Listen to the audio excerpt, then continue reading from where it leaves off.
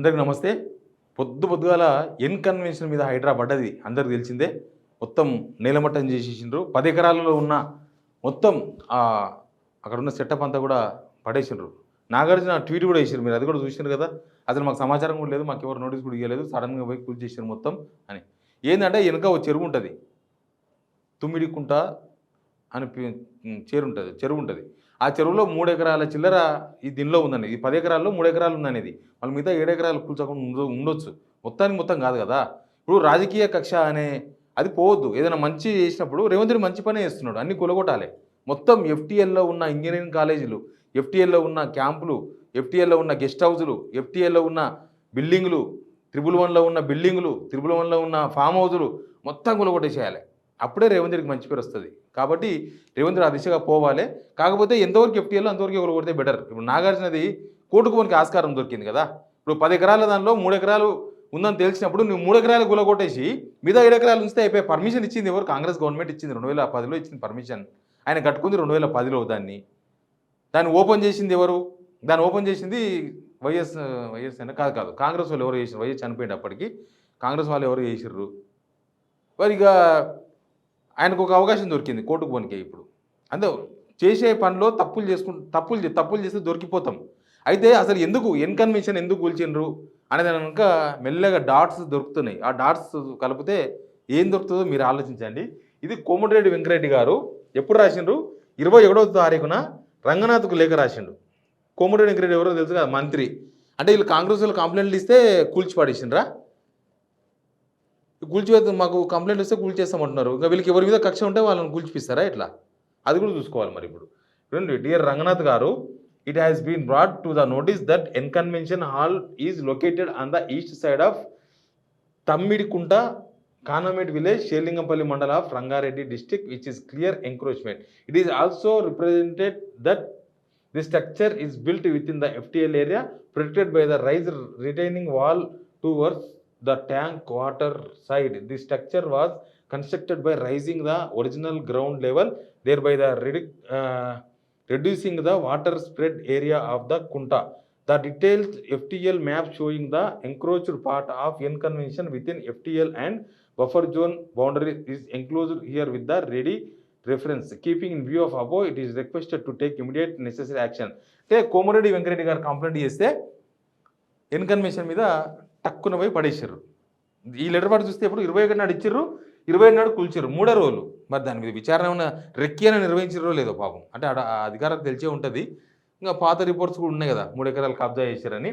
ఆ 3 ఎకరాల వరకు కూలగొడితే అది సరిపోయేది కదా అనేది నా వాదన. అనవసరంగా కోర్టుకు పోతే కోర్టులో 7 ఎకరాలు ఎందుకు కూలగొట్టారంటే ప్రభుత్వం ఏం సమాధానం చెప్తుంది? 3 ఎకరాలు నువ్వు అంతకుముందు ఒకసారి 2014లో ఆ గవర్నమెంట్ కూల్చే ప్రయత్నం చేసినప్పుడు ఆయన కొంత వెనకగా జరిగిండు. ఆ 3 ఎకరాల 20 గుంటల్లో కూడా ఆ రిపోర్ట్ వచ్చాక కొంత జరిగింది. ఎంత జరిగిందో తెలియదు. అది కొంచెం చూసి కూలిస్తే బాగుంటుండే. ఎవరిదైనా కష్టమే. అయితే ఇక్కడ ఏంది పాయింట్ అంటే, కోమరెడ్డి వెంకరెడ్డి గారు ఈ కూల్చివేతల ఇష్యూలో అన్నీ ఆయన చుట్టే తిరుగుతున్నాయి. ఎందుకో ఈయన ఎవరెవరి మీద కంప్లైంట్ చేసినో తెలియదు. ఇంకా పల్లా రాజేశ్వరి మీద కంప్లైంట్ చేసిన అంటున్నారు. పల్లా రాజేశ్వర రెడ్డి కాలేజీలు, అండ్రా కాలేజీలు మొత్తం గులగొడతారేమో తెలియదు. అది నేను మళ్ళీ ఒకసారి చెప్తా, క్లియర్గా తీసుకొని చెప్తా. ఎందుకంటే కంప్లైంట్ చేసిరట వాళ్ళు. చూద్దాం. అయితే ఈ ఇక్కడ చూసిన తర్వాత పాత విషయాలు గుర్తుకొచ్చినాయి కొన్ని.